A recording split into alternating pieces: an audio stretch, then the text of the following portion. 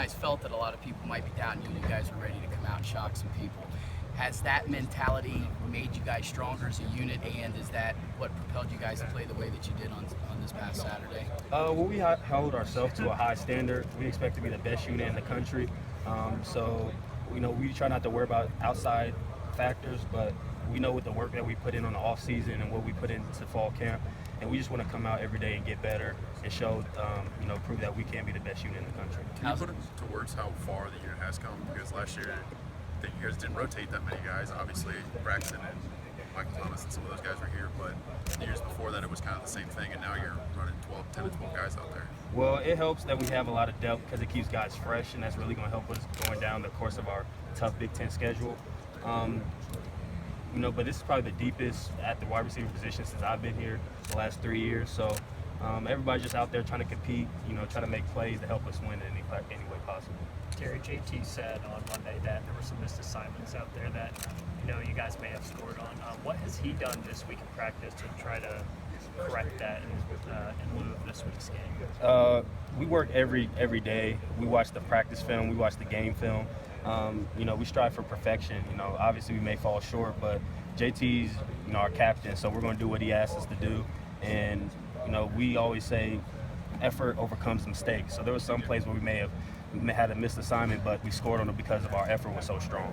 What's his largest quality as a goalie? His command. When he talks, everybody listens. JT is a guy of high character.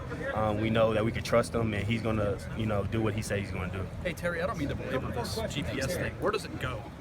How big is it, and what does it look like? I've honestly never seen it. I just know it's under our pads, and, they tell us our numbers depending on how high or how low you were.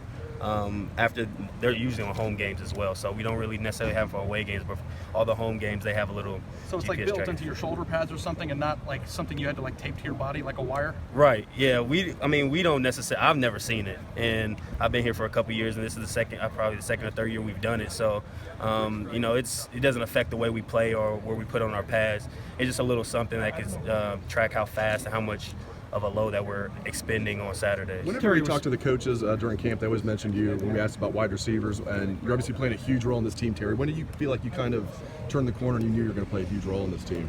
When I got my consistency to where it needed to be. I was a guy that could make a play now again, but just learning the offense, knowing both sides, all, X, H, Z, I know them all. So just having that versatility and being able to be a guy that can be plugged in anywhere, I found, the versatility is the best way to get on the field. So I just try to do that. Did it click for you last year, or did it click and you just didn't get a chance, or did it maybe click in the spring, or when did it kind of click for you think? I'd probably say that towards the end of last year, going into spring.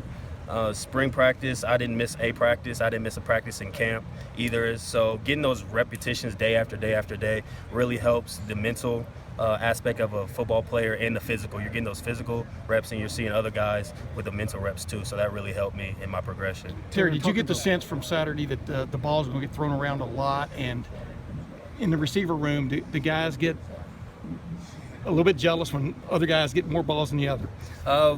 We know that anybody who's in there, there's a possibility you could get the ball, so you just want to be ready.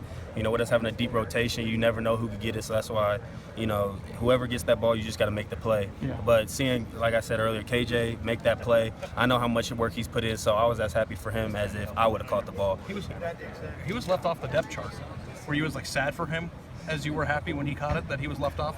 We don't really pay too much attention to the depth chart because we know, for the most part, we know who's going to play going into the game. So we knew he was in the mix, and he knew that he was going to be ready if his number was called, and I'm just happy to see that he made that play.